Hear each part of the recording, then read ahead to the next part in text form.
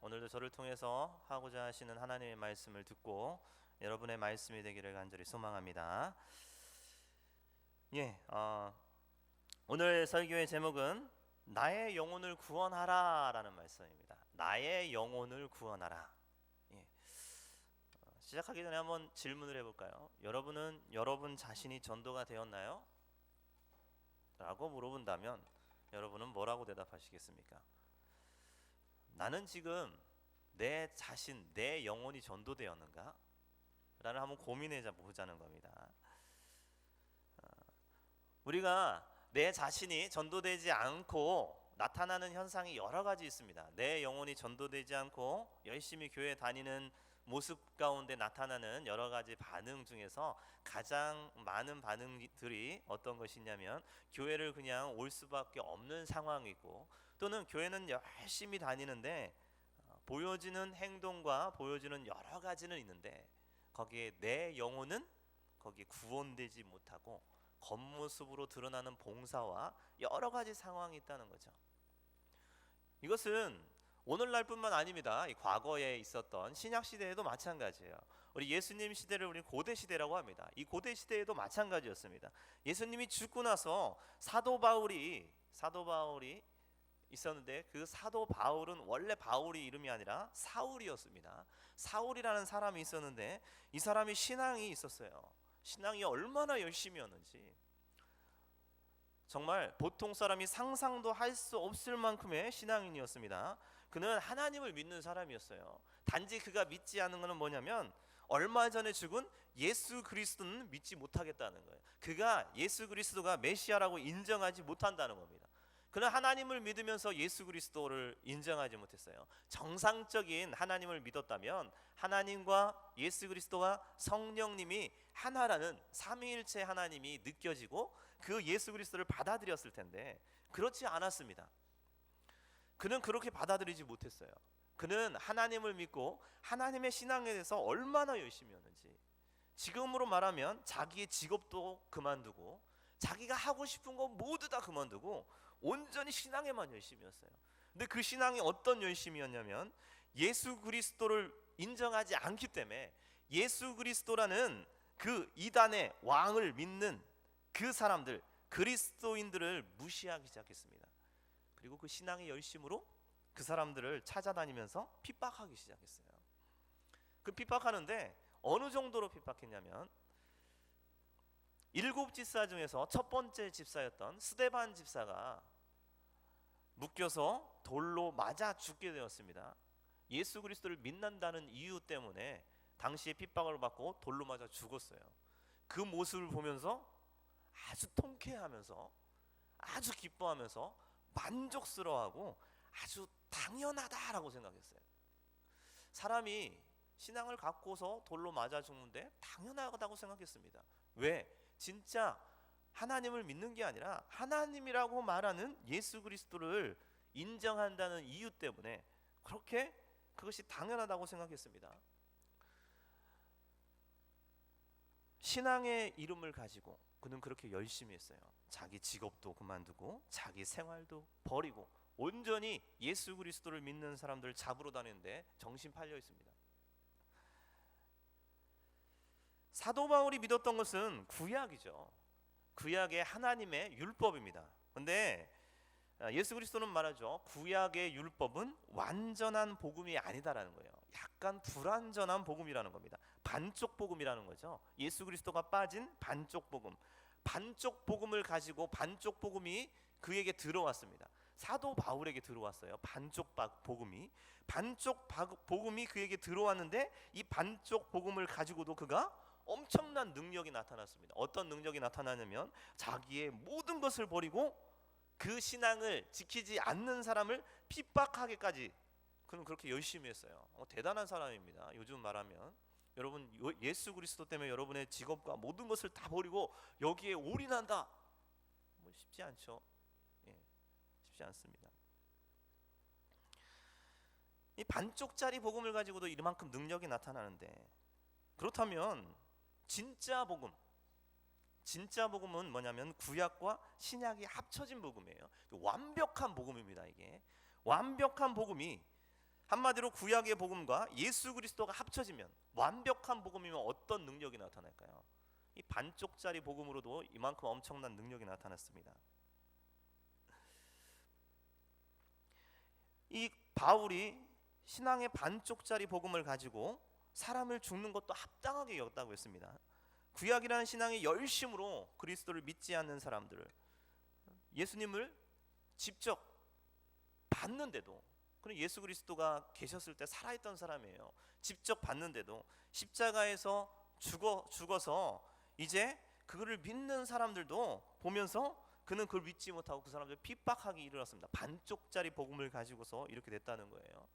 그런 사도 바울이 이제 어떻게 하냐면, 스데반 집사가 죽고 나서 그리스도인들이 무서워서 전국 각지로 흩어지고 각 나라로 막 흩어지기 시작했어요.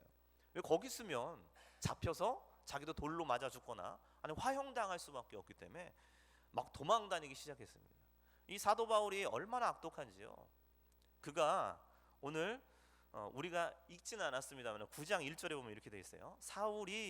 바울을 말하는 거죠. 사울이 주의 제자에 대해서 여전히 위협과 살기가 등등하여라고 되어 있죠.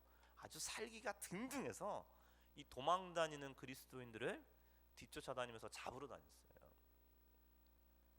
북쪽에 있는 아주 멀리 떨어져 있는 다메섹이라는 동네가 있는데, 이 다메섹으로 그리스도인들이 많이 도망갔던 것 같습니다. 이 다메섹 근처에는 또 그쪽으로 좀 더 올라가면 뭐가 있냐면, 우리가 너무나 잘 아는 안디옥이 있습니다. 수리아 안디옥이라는 곳이 있어요. 태초에 그리스도인이다라고 사람들이 칭함을 받는 겁니다. 크리스찬이라는 말이 여기서 나왔죠. 신약의 예루살렘이라는 곳이라고 할 수 있습니다. 이방인들의 예루살렘 성전이라고 할 수 있는데요. 이 수리아 안디옥도 그곳에 있습니다. 다메섹 근처로 도망을 가요. 도망을 가는데 이것을 사도 바울이 가만히 놔두지 않고 살기가 얼마나 등등한지 그것들을 뒤쫓아가서 다 죽여버리겠다고, 다 잡아서 죽여버리겠다고 거기로 쫓아갑니다. 쫓아가는데 하나님이 그 쫓아가는 그 사도 바울을 보면서 살짝 손대주죠. 아주 살짝 손대줍니다. 뭐 대단하게 손대주지 않아요. 이놈의 새끼 하면서 손으로 갖다 한 대 탁 때리는 것도 아니고요. 아주 살짝 건드려줘요. 하나님의 손대는 방법이 뭘까요? 하나님이 손대는 방법은 이 사도 바울이 쫓아가는데, 도망가는 그 사람들을 쫓아가는 사도 바울에게 하나님이 빛을 살짝 비춰줘요. 그 빛이 어떤 빛이었을까요? 아마 낮에 사도 바울이 그 사람들을 쫓아다녔을 겁니다. 사도 바울이 많은 대제사장의 군대를 데리고 그들을 잡기 위해서 우르르 몰려가겠죠. 몰려가는데 하나님이 아주 조금 사도 바울에게 살짝 햇빛을 조금 더 세게 해줬어요. 햇빛을 살짝 탁 세게 해줬어요. 그랬더니 어떤 현상이 일어난지 아세요? 햇빛만 살짝 조금 해줬더니 눈이 뽑힐 것 같은 고통이 느껴지고요. 그리고 거기서 눈이 너무 밝아져 갖고 앞이 어두워서 보이지도 않고 죽을 것 같이 땅바닥에 떼굴떼굴떼굴 굴르는 거예요. 주변 사람들은 아무도 모릅니다. 사도 바울에게만 살짝 비춰졌죠. 아주 죽을 것 같아요. 그리고서 하나님이 딱 한마디 합니다. 딱 한마디. 하나님이 딱 한마디 딱 하시는데 여러 말도 안 하세요. 사울아 사울아 네가 왜 나를 핍박하냐, 이 한마디 딱 합니다. 예수님의 음성 한마디 딱 들었습니다. 한마디 딱 들으니까 사도 바울이 어떻게 됐어요? 곧바로 확 뒤집어졌습니다. 누구세요? 라고 물어보죠. 하나님이 아주 친절하게, 사랑의 하나님이시니까 또 친절하게 이렇게 대답을 해주세요. 어떻게 대답을 해서? 나는 네가 핍박하는 예수다. 확 뒤집어져. 그리고 나서 그가 다메섹으로 갑니다. 다메섹으로 가서 아나니아라는 집에 거하게 돼요. 그러면서 4일 동안 눈이 보이지 않아요. 워낙 강한 빛, 아니죠. 하나님 입장에서는 아주 살짝 햇빛 비치게 해준 건데 그거 하나 때문에 자기가 눈이 멀어서 보이지가 않는 거예요. 그래서 4일 동안 그가 보이지 않았다고 했어요. 4일 동안 눈이 깜깜해서 봉사가 됐다는 겁니다. 사도 바울이 봉사가 돼서 한 일이 뭘까요? 오늘 설교 말씀을 준비하면서 사도 바울이 눈이 멀었다는데, 눈이 멀어서 이 눈이 먼 4일 동안 과연 뭐 했을까? 여러분 잘못하면 하나님이 살짝 손대줘서 내가 눈이 먼다면 어떠시겠어요? 오늘부터 한번 기도해. 하나님 저도 만져주세요. 하나님 저도 만나고 싶습니다. 아주 멍청한 기도 제목이에요. 하나님 만나고 싶습니다. 그래? 그럼 내가 햇빛을 살짝 비춰줄게. 경험해봐라. 4일 동안 눈이 안 보여요. 사도 바울이 무슨 생각을 했을까? 저는 한번 생각해봤습니다. 나한테 그랬다면 하나님 나는 뭔 생각을 했을까? 아마 4일 동안 예수 그리스도에 대해서 엄청나게 묵상을 하지 않았을까요? 도대체 이 예수가 뭔데, 내가 핍박하는 예수가 이렇게 살짝 나를 건드렸는데 내가 왜 이런 현상이 일어나지? 도대체 이분이 누굴까? 하고 상당히 고민하고 상당히 묵상했을 겁니다. 그리고 나서 그가 아나니아가 기도의 줌을 통해서 눈에 있는 거풀 같은 게 벗겨지면서 눈을 볼 수 있게 됐어요. 물론 아나니아가 거부했습니다. 하나님, 저는 이 사람 안수해 줄 수 없습니다. 하나님이 왜 그러냐 그랬더니 이 사람은 또 눈 보게 되면 우리 그리스도인을 핍박할 거 뻔하지 않습니까? 그랬더니 하나님이 뭐라고 하냐면, 아니다, 나는 그를 이스라엘이 아닌 이방인을 전도하기 위한 그릇으로 택했기 때문에 그에게 안수해라 라고 해서 아나니아가 그를 안수하게 되죠. 그러면서 그가 눈이 밝아졌습니다. 눈이 밝아져서요, 이번에는 완벽하게 변해버렸습니다. 진짜 복음, 진정한 복음, 구약의 율법과 예수 그리스도 그 두 가지가 합쳐진 진짜 완벽한 복음을 그가 받아들이니까 그에게 능력이 나타나는데요. 어떤 능력이 나타나냐면, 지금까지는 그리스도인들을 핍박했는데 그 핍박한 사울이죠. 아직까지는 사울이 예수 그리스도를 전하고 다니는 거예요. 다메섹에서 예수 그리스도를 전하는 그리스도인을 붙잡으러 갔던 이 인간이 그 동네에 돌아다니면서 고래고래 소리 지르면서 예수 그리스도를 막 전파하는 거예요. 여러분 어떨까요? 주변 사람들 헷갈리기 시작했습니다. 같이 가던 유대인들은 저기 미쳤나? 쟤 왜 저러지? 이런 생각을 갖게 됐고요. 거기 있었던 그리스도인들이 있겠죠? 그리스도인들은 이렇게 말했습니다. 뭐라고 말했냐면, 오늘 21절의 말씀인데요. 이것을 잠깐 요약해주면 그렇습니다. 그리스도인들이 깜짝 놀라는 거예요. 그러면서 야, 제가 왜 예수 그리스도를 전하지? 그래, 저 인간이 워낙 악독해서 지가 예수 그리스도 믿는 것처럼 행동을 해서 믿는 그리스도인들을 색출해서 다 잡아가려고 한다. 저 인간 절대 믿지 마. 이렇게 여론이 형성됐습니다. 그런데도 막 예수 그리스도를 전하고 다니는 거예요. 유대인들은 이 인간이 미쳤다고 하면서 도저히 놔둘 수가 없었어요. 예전에는 예수 그리스도를 잡으러 다니는 우두머리였는데 지금 예수 그리스도를 전하는 이상한 인간으로 돼버렸어요. 그래서 유대인들이 그를 죽여버리려고 했습니다. 잡아서 죽이려고 했어요. 그래서 사도 바울이 유대인에게 가려고 하면 유대인들이 죽이려고 하고, 그리스도인들한테 가려고 하면 그리스도인들은 우리 색출해서 죽이려고 한다고 하면서 사방팔방에 난리법석을 피우는 거예요. 유대인들은 길거리마다 사도 바울이 나오나 안 나오나 그거 지켜보고서 나오는 대로 붙잡아서 죽여버리려고 그렇게 유대인들이 진을 치고 있습니다.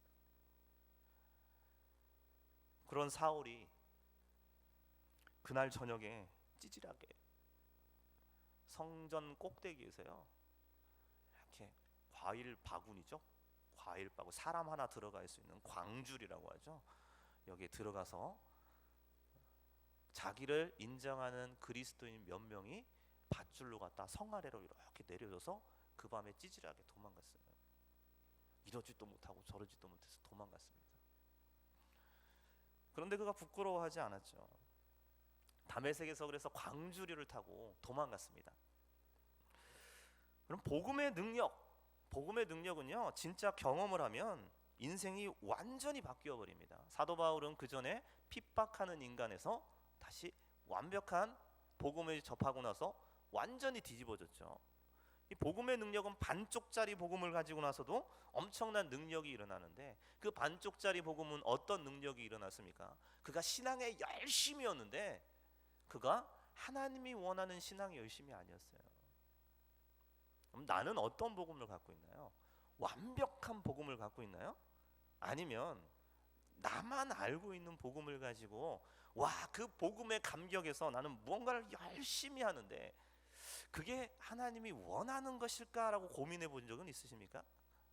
사도 바울은 그런 고민 없이 막 하다가 완벽한 진짜 복음이 그에게 딱 오니까 완전히 뒤바뀌어 버렸죠. 여러분에게도 완전한 복음, 진정한 복음, 그 복음이 들어가서 여러분 삶의 가치관이 바뀌고 삶의 풍성함을 느끼고 삶에서 모든 것이 자유로움을 느끼는 그런 삶, 그런 인생, 그런 신앙인이 되기를 간절히 축원합니다. 아멘. 물론 앞에 있는 저도 그래야겠죠. 그가 자기 신앙관이 완전히 깨져버렸어요. 사도 바울은 자기 신앙관이 완전히 깨져버렸습니다. 기존에 이게 맞다고 생각해서 그렇게 신앙생활 열심히 했는데 그 신앙관이 완전히 깨져버렸죠. 그 시점이 예수 그리스도를 만났던, 진정한 복음을 만났던 그 시점이에요. 그 시점에서 완전히 능력이 나타나서 그가 완전히 변해버리는 능력, 자기가 자기를 완전히 변해버리는 그런 신앙으로 바뀌어버렸죠. 이것이 뭐 신학적이냐 윤리적이냐 도덕적이냐 이런 거 따질 필요가 없습니다. 그냥 그는 그렇게 하나님 만나고 나서 완벽하게 변해버렸다는 거예요. 그냥 하나님이 살짝 터치했더니, 하나님이 살짝 터치했어요. 터치도 아니죠. 그냥 주변 자연 이용해서 한번 살짝 비춰주고 음성 한번 두 마디 한번 살짝 나눠줬더니 완전히 변해버렸어요. 사울은 자신의 의지, 신앙을 열심히 했습니다. 자신이 만족하는 신앙으로 열심히 했죠. 그는 사울이었을 때 이렇게 열심히 했습니다. 그의 비전은 뭐였냐면요, 율법이 비전이었습니다. 율법대로 살아가는 게 그의 비전이었어요. 근데 그가 예수 그리스도를 만나고 나서는 완벽하게 변해버리면서 자기 이름까지도 바꿔버렸죠. 원래 사울이었던 것을 바울로 이름을 바꿔버립니다. 바울로 이름을 바꿔버리면서 그가 했던 것은 뭐냐면, 무엇에 열심히였냐면 오직 예수 그리스도가 중심이 되는 삶만 열심히 살았어요. 그전에는 자기의 의지와 신앙의 열심으로 살았는데 이번에는 예수 그리스도의 중심으로 열심히 산다는 거죠. 그의 비전도 바뀌었습니다. 그의 비전은 어떤 비전이었냐면 원래 율법의 비전이었는데 완벽한 복음으로, 그가 진정한 복음으로 노출됨을 통해서 그의 비전은 하나님 중심으로 바뀌었어요. 행동하는 율법의 중심에서 하나님으로 바뀌었습니다. 그는 그래서 바울 되어서 그가 전도도 중요하지만 사실 하나님 알기 위해서 모든 노력을 구했습니다. 모든 노력을 거기에 온전히 쏟아부었어요. 하나님, 진짜 예수 그리스도, 그분 하나님, 성령님, 그거를 알려고 온통 기울였습니다. 왜 기울였을까요? 그가 능력이 얼마나 대단한지, 그 예수 그리스도 진짜 복음, 그게 얼마나 능력이 대단한지 그 능력을 알기 때문에 그거를 온전하게 매진했다는 거예요. 그래서 예수님이 말하잖아요. 늘 비유로 말하는 게, 진주, 좋은 진주를 찾으면 자기의 모든 것을 팔아다가 그 진주를 산다고 하잖아요. 그 진주가 뭡니까? 그 진주 하나님입니다. 그게 복음입니다. 복음을 발견하면 그렇게 한다는 거예요.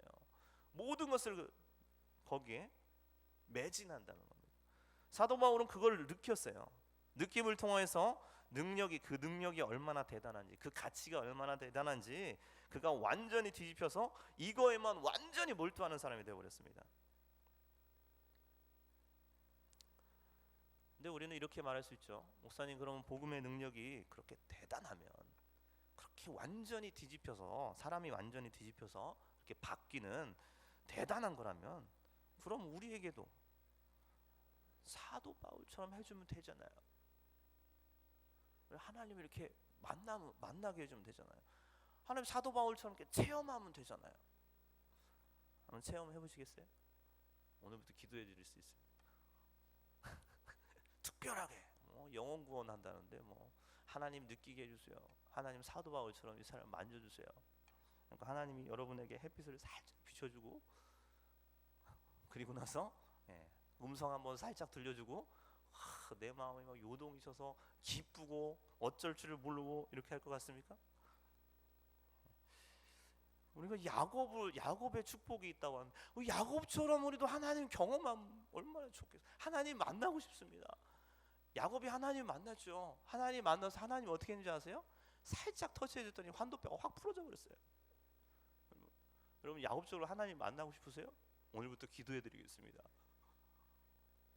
하나님 보여달라고. 네, 보여줄 수 있도록 여러분 기도해드릴게요. 오늘 특별하게 저한테 찾아오셔서 목사님 제가 하나님 만나고 싶습니다. 야곱의 하나님을 만나고 싶습니다. 그럼 제가 기도를 빡세게 해드리겠습니다. 2박 3일 동안. 얘라고요? 너나 만나세요. 네. 예. 살짝 건드려주면 뼈가 부스러져요. 하나님이 그냥 살짝 그냥 음성 한번 들려주면요 기가 먹을 수도 있습니다. 하나님이 장신을 보여주려고 이렇게 햇빛 한번 살짝 하면요 우리 눈이 멀 수도 있어요. 근데 우리는 미련하게 하나님을 자꾸 보여달라고 그래요. 하나님의 음성을 들려달라고 합니다. 하나님은 우리가 불쌍해서 자신의 음성을 들려주면 고막이 터질까봐, 자기가 손 살짝 대주면 환도뼈가 부러질까봐, 우리가 불쌍해서 우리에게 직접 말씀 안 하시는지도 모르고 계속해서 하나님 나 못 믿겠으니까 보여주세요, 보여주세요. 제가 2박 3일 동안 죽으라고 기도해드린다니까요. 여러분 저한테 기도 부탁하세요. 아멘. 한 명도 아멘 안 하네. 하나님 만나기 싫으세요? 네. 우리는요 매너리즘에 빠져 있습니다. 이 매너리즘이 뭐냐면 너무 익숙해 있다는 거예요. 너무 많이 들어서 이런 사도 바울의 얘기를 하면요 안다고 치고요. 목사님 그거 알아요. 그 성경 내용 다 압니다. 다 압니다. 그거 말고 하나님을 보여달라고요. 거기서 나오는 하나님을 느끼게 해달라고요. 자꾸 이렇게 말을 한다는 거예요. 여러분 안다고 치는 것은 사도 바울의 내용을 내가 아니까 거기서 뭔가 특별한 메시지를 나에게 보여서 내가 마음이 요동하게 해주세요 라고 말한다는 것은, 이것은 하나님을 아는 게 아닙니다. 안다고 치는 것은 하나님을 아는 것도 아니고요, 어떤 사람에 대해서 안다고 친다는 것은 그거는 사람 열어 죽이는 행동입니다. 그렇죠? 내가 저 사람을 안다라고 생각하고서, 그렇죠? 안다고 치부해버리고 그 사람에 대해서 막 뭐로 했는데 그 사람이 상처받아요. 왜 그래? 라고 우리는 이렇게 하죠. 근데 그 사람은 엄청난 상처를 받는다는 거예요. 안다고 치는 건 모르는 겁니다. 괜히 안다고 쳤다가 함부로 말했다가는 큰일 나는 거죠. 또 안다고 친다는 거, 우리가 말씀을 안다고 치고 거기서 나오는 메시지가 뭔지 나에게 하나님을 느낄 수 있도록 그것을 아주 감명 깊게 나에게 말해주세요. 그 설교를 듣고 싶습니다 라고 말하는 것 자체가 성경을 왜곡하는 거 아닌가요? 성경 말씀 그대로를 내가 받아들이지 못하고 거기에 뭔가 해석이 들어가서 나타난 말씀, 그걸로 갖다 은혜를 받는다. 그게 점점 확장돼서 어떻게 됩니까? 저는 설교 말씀 중에 예화 드는 거를 정말 싫어합니다. 사실 성경 말씀을 막 얘기하면 말씀은 듣지 않고요 예화 듣고 예화만 기억해요. 예화만. 제가 우리 집 애들 얘기하면요 끝나고 나서 우리 집 애들에 대해서는 얼마나 잘하는지, 아니 우리 집 애들 말고 하나님에 대해서는 알아. 하나님에 대해서는 몰라요. 우리 애들에 대해서는 겁내 잘 알아요. 그리고 다른 부분에 대해서 예열을 하면요 그거에 대해서는 너무 잘 아는데 하나님에 대해서는 몰라요. 그리고서 예화에 감동받았다고, 오늘 우리 목사님 너무 설교가 재밌고 좋았습니다. 집에 가서 나는 미쳐 죽고, 아이고 아버지, 하나님 제가 잘못했습니다 이렇게 할 수밖에 없고. 네, 진정한 복음은요 말씀 그대로를 현장감 있게 받아들이는 겁니다. 그냥 읽고 이해하는 게 아니라 정말 이 현장감으로 받아들여서 정말 그렇구나, 사도 바울이 그랬구나,